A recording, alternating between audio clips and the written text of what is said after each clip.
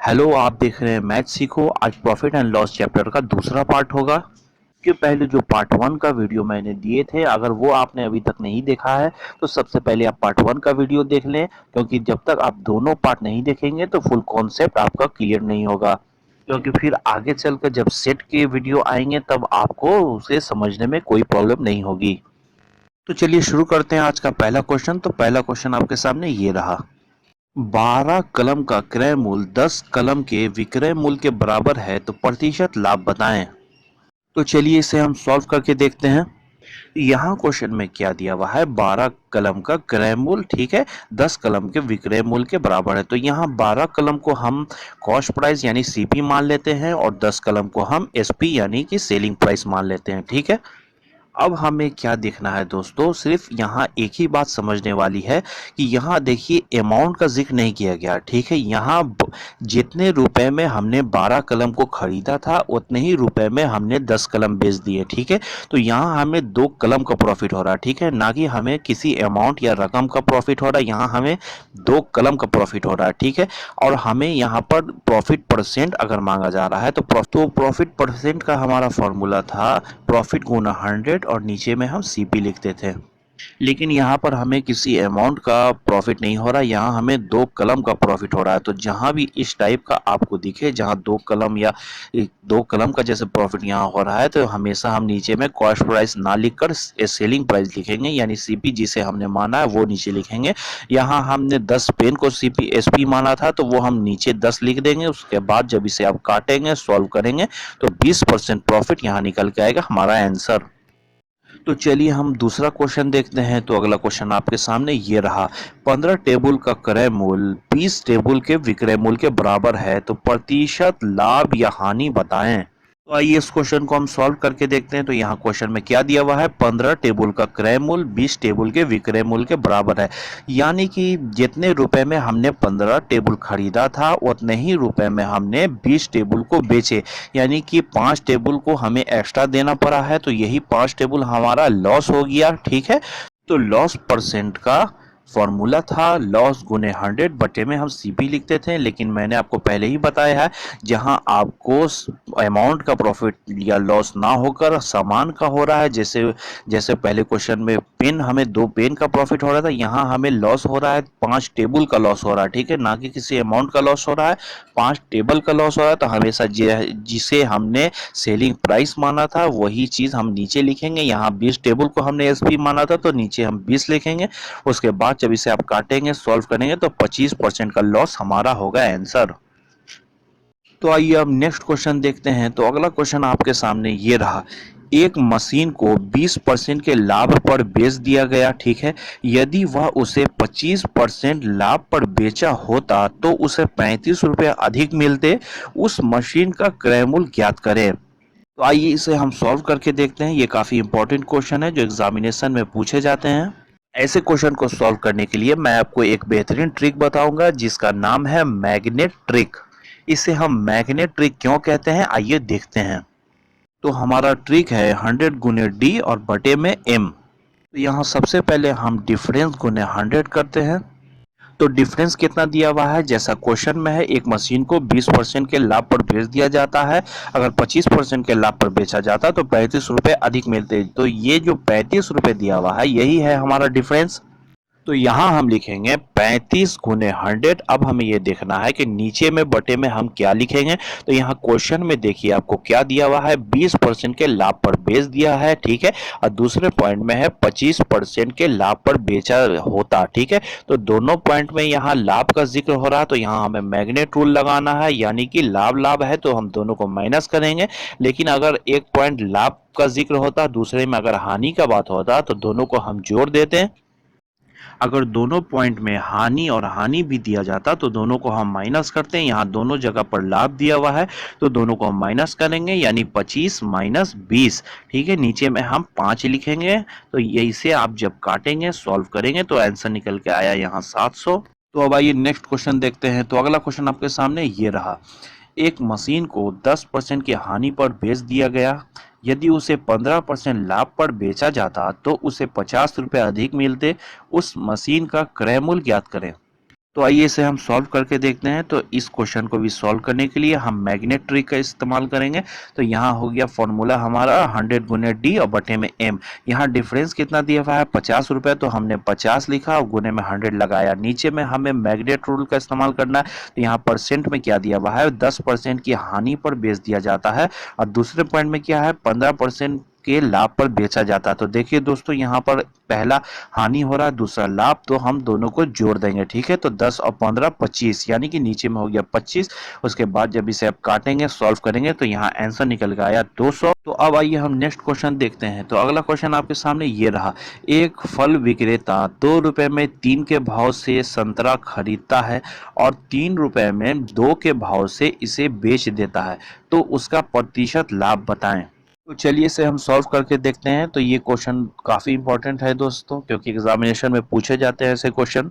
इस क्वेश्चन को पहले हम मेथड से सॉल्व करके देखेंगे, उसके बाद इसे सॉल्व करने के लिए एक बेहतरीन ट्रिक मैं बताऊंगा।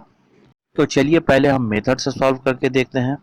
तो यहाँ क्वेश्चन में दिया हुआ है एक फल विक्रेता 2 रुपए में 3 के भाव से संतरा खरीदता है। तो सबसे पहले हमने एक संतरे का कॉस्ट प्राइस निकालना है। ठीक है, तो यहाँ हम लिखेंगे 2/3, क्योंकि 2 रुपए में 3 संतरा। ठीक है, उसके बाद हमें एक संतरे का सेलिंग प्राइस निकालना है। तो हम यहाँ क्या लिखेंगे 3 रुपए में 2 संतरे के भाव से वो अब बेच देता है, तो 3/2, यानी 3 रुपए में 2 संतरा बेच रहा है। उसके बाद हमें प्रॉफिट निकालना है, तो हम दोनों को माइनस करेंगे, तो 3/2 माइनस 2/3, तो यहाँ क्या निकल कर आया 5/6। तो यहाँ क्वेश्चन में हमें क्या निकालना है प्रतिशत लाभ बताएं, यानी कि परसेंट प्रॉफिट। तो परसेंट प्रॉफिट का क्या फॉर्मूला था, प्रॉफिट गुने 100/CP।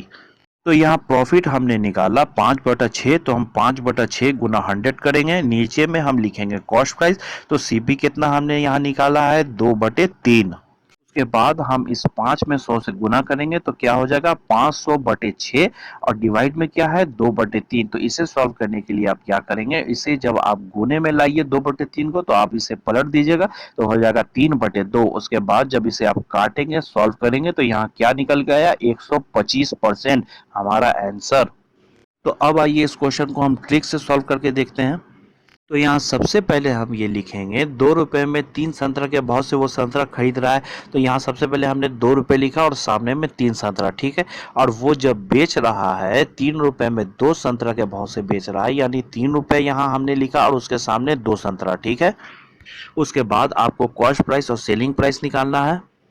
कॉस्ट प्राइस निकालने के लिए सबसे पहले हम इस 2 रुपए को 2 संतरा से गुना करेंगे, तो हमारा कॉस्ट प्राइस निकल जाएगा। तो 2 गुने 2, यहाँ 4 रुपए हो गया हमारा कॉस्ट प्राइस। ठीक है, तो उसके बाद इस 3 संतरे को हम 3 रुपए से गुना करेंगे। तो ऐसे जब हमने गुना कर दिया, तो यहाँ निकल के आया सेलिंग प्राइस 3 गुने 3 यानी 9।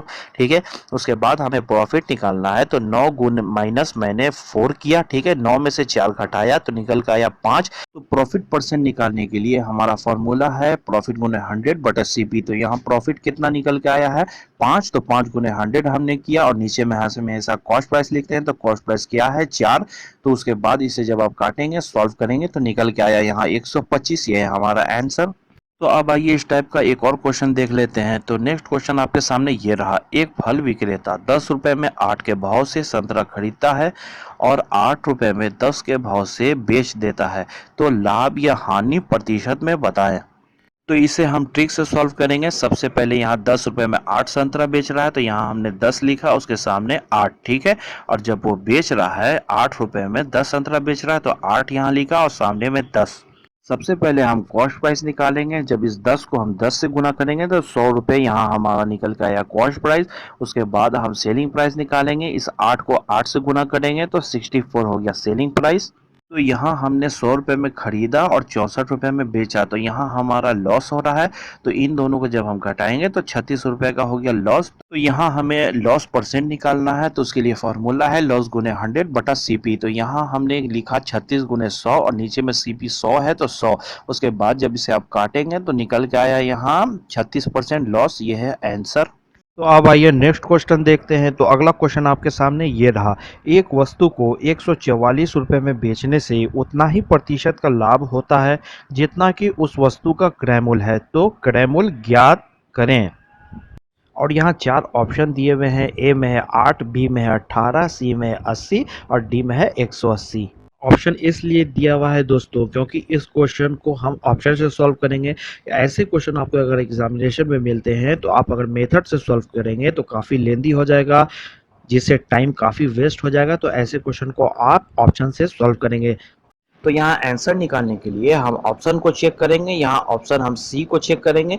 मान लिया जाए क्रय मूल्य 80 अगर है तो यहाँ क्वेश्चन में क्या है, प्रतिशत लाभ उतना ही है जितना कि उस वस्तु का क्रय मूल्य है। अगर हमने उस वस्तु का क्रय मूल्य 80 रखा है तो प्रतिशत लाभ कितना हो जाएगा, 80 100 में जोड़ देंगे 180, यानी 80 गुने 100, 180 और बटे में 100। तो इसे आप जब सॉल्व करेंगे तो निकल के आएगा 144, जो हमारा सेलिंग प्राइस है, जो क्वेश्चन में दिया हुआ है ये मैच हो रहा है, यानी कि हमारा क्रय मूल्य 80 होगा, यानी ऑप्शन सी हमारा आंसर।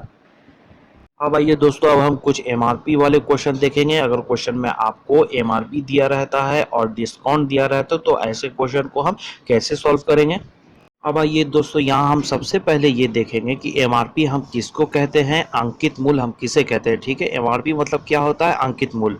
मान लिया जाए कि किसी सामान को हमने 100 रुपए में खरीदा, ठीक है, और उसे हम कितने रुपए में बेचें कि 20% का हमें प्रॉफिट हो, लेकिन 40% के डिस्काउंट देने के बाद। तो उस वस्तु का हम एमआरपी कितना रखेंगे कि 40% का डिस्काउंट देने के बाद भी हमें 20% का प्रॉफिट हो। तो यहाँ हमने किसी सामान को 100 रुपए में खरीदा और उस वस्तु का एमआरपी 200 रुपये रखा, ठीक है, और 40% का डिस्काउंट हम देंगे, ठीक है। तो 200 रुपये पर जब हम 40% का डिस्काउंट देंगे तब पर भी उस सामान का विक्रय मूल्य जो है, सेलिंग प्राइस 120 आएगा, यानी तब भी हमें 20% का प्रॉफिट होगा। तो उस वस्तु का जो हमने 200 रुपया रेट रखा, यही इसे ही हम कहते हैं एमआरपी। तो यहाँ एमआरपी से रिलेटेड 3 टाइप के क्वेश्चन हो सकते हैं दोस्तों। तो आइए हम तीनों टाइप के क्वेश्चन को देखते हैं। तो पहला टाइप के क्वेश्चन आपके सामने ये रहा। किसी वस्तु का अंकित मूल्य 400 रुपये है और बट्टा यानी डिस्काउंट 40% है, तो उस वस्तु पर डिस्काउंट कितना रुपए होगा और विक्रय मूल्य कितना होगा। तो यहाँ सबसे पहले हम उस वस्तु पर डिस्काउंट निकालेंगे, कितना रुपए का डिस्काउंट मिलेगा। तो यहाँ 400 रुपया एमआरपी है और 40% का डिस्काउंट है, तो हम 400 का 40% निकालेंगे, यानी कि 400 गुने 40 बटा 100। जब इसे आप काटेंगे तो आएगा 160, यानी 160 रुपए का डिस्काउंट मिलेगा। उसके बाद हम उस वस्तु का सेलिंग प्राइस निकालेंगे। तो सेलिंग प्राइस निकालने के लिए एमआरपी है 400 रुपये, ठीक है, और 40% के डिस्काउंट देने के बाद उसे बेचा जा रहा है, यानी कि 60% पर बेचा जा रहा है। यहाँ हम लिखेंगे 400 गुने 60 और बटे में 100। उसके बाद जब इसे आप काटेंगे तो निकल के आएगा 240। ये 240 हो गया सेलिंग प्राइस। अब आइए टाइप 2 क्वेश्चन देखते हैं। तो अगला क्वेश्चन आपके सामने ये रहा। तो यहाँ क्वेश्चन है, अंकित मूल्य यानी एमआरपी 200 रुपये है और विक्रय मूल्य यानी सेलिंग प्राइस 120 रुपये है। तो यहाँ डिस्काउंट यानी बट्टा कितना प्रतिशत का मिला वो ज्ञात करें। तो इसे सॉल्व करने के लिए सबसे पहले हम डिस्काउंट निकालेंगे। तो डिस्काउंट कितना है, एमआरपी है 200 रुपये, ठीक है, और सेलिंग प्राइस 120। जब इन दोनों को हम घटाएंगे तो आएगा 80, यानी 80 रुपये का डिस्काउंट मिला। उसके बाद हम डिस्काउंट परसेंट निकालेंगे। तो वो निकालने के लिए हम यहाँ लिखेंगे 80 और गुने 100, और नीचे में हम हमेशा एमआरपी लिखेंगे, ठीक है, क्योंकि एमआरपी पे हमें डिस्काउंट मिलता है। तो 80 गुने 100 और बटे में 200, जब इसे आप काटेंगे तो आएगा 40%, यानी 40% हो गया डिस्काउंट। अब आइए टाइप 3 क्वेश्चन देखते हैं। तो अगला क्वेश्चन आपके सामने ये रहा। यहाँ क्वेश्चन है, सेलिंग प्राइस 120 रुपये है और बट्टा 40% है, तो एमआरपी ज्ञात करें। तो यहाँ एमआरपी निकालने का फॉर्मूला है सेलिंग प्राइस गुना 100 और बटे में लिखेंगे 100 minus discount percent. Selling price हमारा हो गया 120 और गुने 100 और बटे में 100 माइनस डिस्काउंट परसेंट कितना है, 40%, यानी 100 माइनस 40। तो यहाँ क्या निकल के आया, 120 गुना 100 बटा 60। उसके बाद जब इसे आप काटेंगे, सॉल्व करेंगे, तो यहाँ निकल के आया 200 रुपये। यही 200 रुपये हमारा एमआरपी है, ये है आंसर। यहाँ तक बेसिक क्लास था दोस्तों। अब हम सेट सॉल्व करेंगे, क्योंकि हाई लेवल के क्वेश्चन भी हम सेट में देखेंगे। Okay, thank you.